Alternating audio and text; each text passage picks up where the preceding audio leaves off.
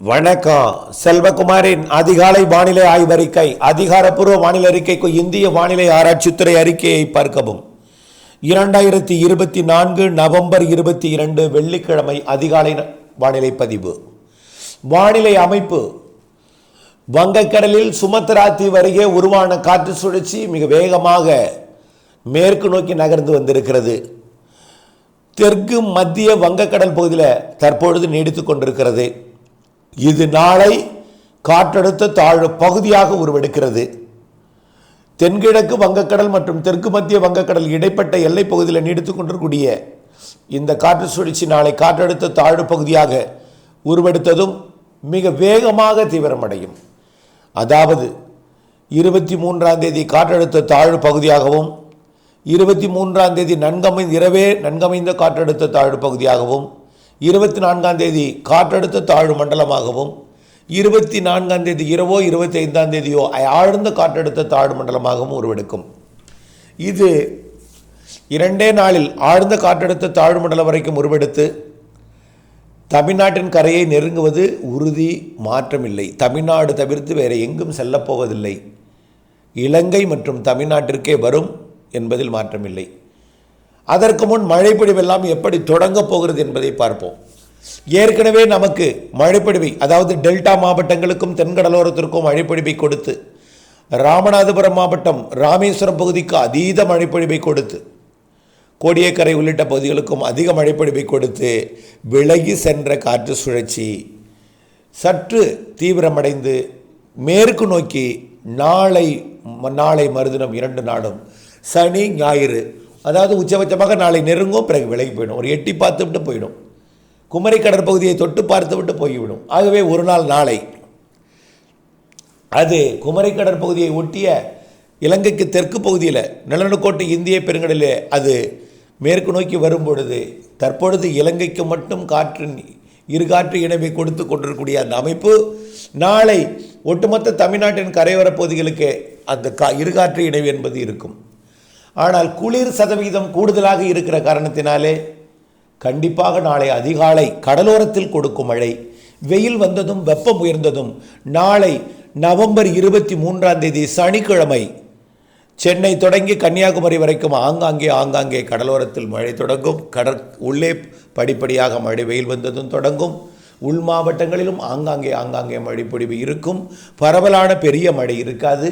வேகமாக ஓடும் மேகம், அதனால் ஏற்படும் தூறல், நனைக்கும் மழை இருந்தாலும் குளிர் சதவீதம் கூடுதலாக இருக்கிற காரணத்தினாலே மாலையில் வெப்பத்தால் லேசாகி மேலெடுந்த அந்த நீர் ஆவி தென் மாவட்டங்களில் போய் குவித்து, குறிப்பாக தூத்துக்குடி, திருநெல்வேலி, தென்காசி, கன்னியாகுமரி, குறிப்பாக கன்னியாகுமரி திருநெல்வேலி இடைப்பட்ட மாஞ்சோலை, நாலுமுக்கு, ஊத்து மற்றும் காக்காட்சி போன்ற பகுதிகளிலே குவிக்கும் என்று எதிர்பார்க்கப்படுகிறது. கண்டிப்பாக விருதுநகர் மாவட்டம் தொடங்கி கன்னியாகுமரி வரைக்கும் நாளை மாலை சனிக்கிழமை நவம்பர் 23ஆம் தேதி சனிக்கிழமை மாலை நல்ல ஒரு மழைப்பொழிவை தூத்துக்குடி, திருநெல்வேலி, விருதுநகர், தென்காசி, கன்னியாகுமரி மாவட்டங்களுக்கு கொடுக்கும். நாளை அதே நேரத்தில் நாளை அதிகாலை அனைத்து கடலோர பகுதிகளிலையும், பிறகு வெயில் வந்ததும் உள்ளேயும் அனைத்து மாவட்டங்களுக்கும் ஆங்காங்கே நனைக்கும் மழைப்பொழிவை கொடுத்தாலும் 24ஆம் தேதி எதிர்பார்க்கப்பட்ட மழை 23ஆம் தேதியை விட சற்று தீவிரம் குறைந்திருக்கும். ஆக முன்கூட்டியே விலகி செல்ல இருக்கிறது, முன்கூட்டியே நெருங்கி வர இருக்கிறது அடுத்த தீவிரமான நிகழ்வுகளெல்லாம். ஆகவே நாம் ஏற்கனவே 23, 24ஆம் தேதி மழை எதிர்பார்த்திருந்த நிலையில், சனி ஞாயிறு மழை எதிர்பார்த்திருந்த நிலையில், சனி மட்டுமே மழை, ஞாயிறும் இருக்கும், ரொம்ப குறைவாக இருக்கும். அதனால் அந்த நிகழ்வானது மீண்டும் இலங்கைக்கு தெற்குப்புறம் விலகி அப்படியே புதிதாக உருவாகி இலங்கை மற்றும் தமிழ்நாட்டை நோக்கி 10 நாட்களுக்கு அதீத மழைப்பொழிவை, கனமழைப்பொழிவை, மிக கனமழைப்பொழிவை எல்லாம் கொடுக்க போகிற, தீவிரமாகி வரப்போகிற நிகழ்வுடன் இணைவதற்கு சென்றுவிடும். இதனால் ஞாயிற்றுக்கிழமை மழையோட தீவிரம் குறைவாக இருக்கும். ஆனால் சனிக்கிழமை நல்ல மழை வாய்ப்பு இருக்கிறது. ஞாயிற்றுக்கிழமை மழை தீவிரம் குறைந்திருக்கும். திங்கட்கிழமை முற்பகல் வரைக்கும் மழையின் தீவிரம் குறைந்திருக்க வாய்ப்பு இருக்கிறது. ஒருவேளை சற்று வேகம் எடுத்தால் அது திங்கட்கிழமை 25ஆம் தேதி காலையே டெல்டா மாவட்டங்களில் மழை பொழிவை தொடங்கினோம். மீண்டும் ஒரு முறை நாளை 23ஆம் தேதி சனிக்கிழமை அதிகாலை டெல்டா மாவட்டங்களில் மழை இருக்கும். குறிப்பாக வேதாரண்யம் பகுதியில் நாளை சனிக்கிழமை அதிகாலை நவம்பர் 23 சனிக்கிழமை அதிகாலை மழை இருக்கும். பிறகு உள்பகுதிகளுக்கு வந்துவிடும். இருந்தாலும் ஒரு சில முறை நாளை மழை இருக்கும் வேதாரண்யம் பகுதியில்.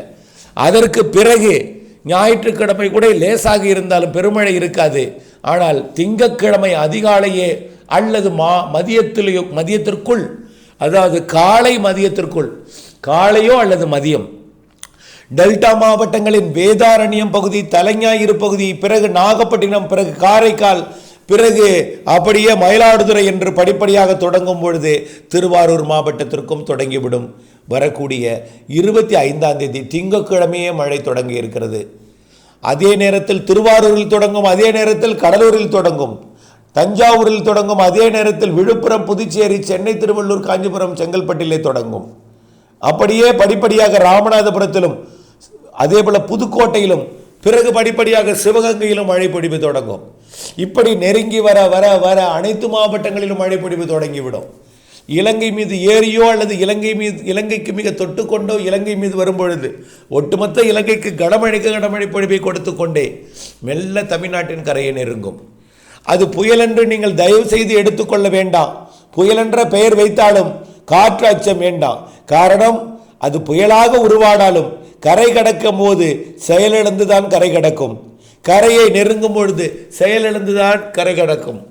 ஆகவே காற்று அச்சம் போக்கி கனமழை, அதிகனமழை, மிக கனமழை, அதாவது சற்று கனமழையிலிருந்து அதீத கனமழை பொழிவு வரையும் தொடர்ச்சியாக கொடுத்து கொண்டிருக்க போகிறது.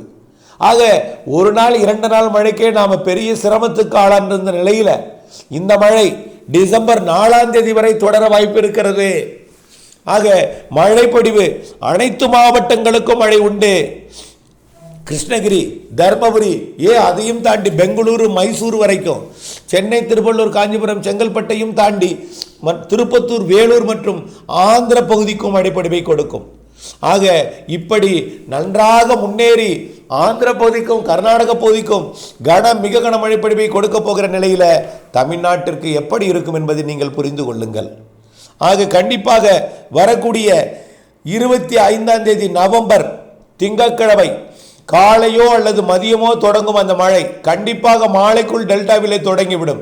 தொடங்கியது முதல் 25ஆம் தேதி பிற்பகலில் இருந்து 26, 27 2 நாளும் 28 3 நாளும் தொடர்ச்சியான ஒரு மழைப்பொழிவை கொடுப்பதற்கு வாய்ப்பு இருக்கிறது.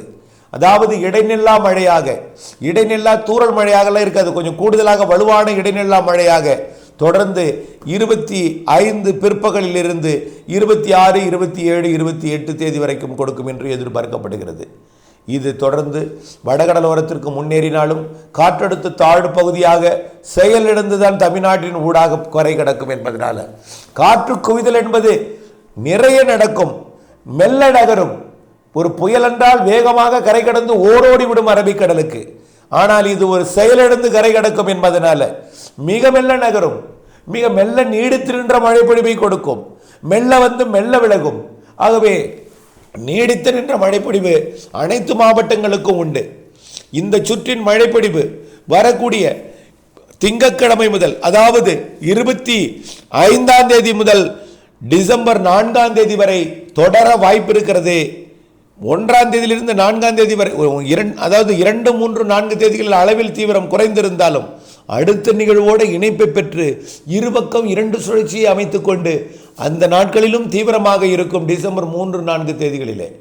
ஆகவே இந்த சுற்றின் மழை நிறைவடைவதற்குள் அடுத்த நிகழ்வும் வந்து இணைந்துவிடும் என்பதனால மழை பொழிவு தொடர்வதற்கு வாய்ப்பு ஏற்பட்டிருக்கிறது எனலாம்.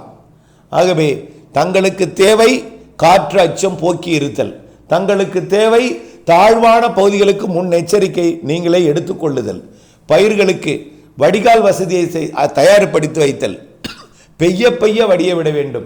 ஆகவே இதை முதல்ல கவனிக்க நினைவில் கொள்ள வேண்டும். பெய்யும் என்று உள் மாவட்டங்களில் பல இடங்களில் உங்களுக்கு தேவையான மழைப்பொழிவு கிடைக்காமல் சில இடங்களிலே அது கிடைக்கும். இயற்கையை அந்த இடத்துல நம்ம சொல்ல முடியாதுல்ல.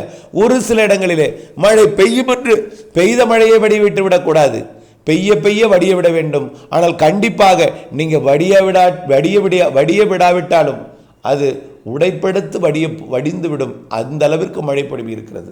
கண்டிப்பாக முதலிலே வடிய விடுவதை அதாவது மழைநீர் சேகரிப்பு அமைப்புகளிலே ஏரி குளங்களிலே வடிய விடுங்கள்.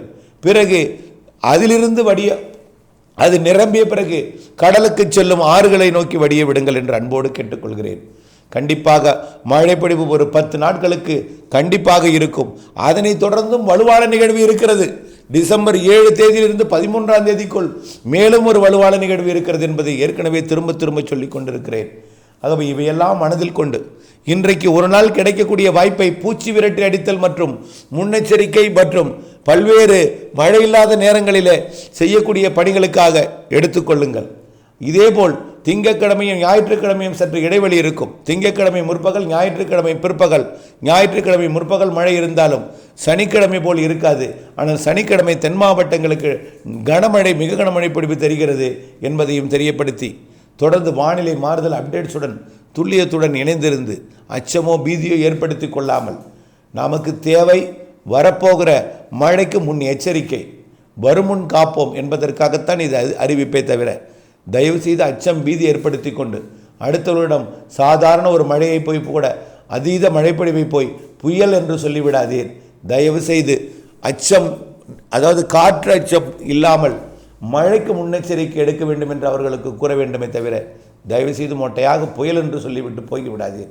இருகரம் குப்பி கேட்டுக்கொள்கிறேன். தொடர்ந்து வானிலை அப்டேட்ஸுடன் இணைந்திருங்கள். நன்றி.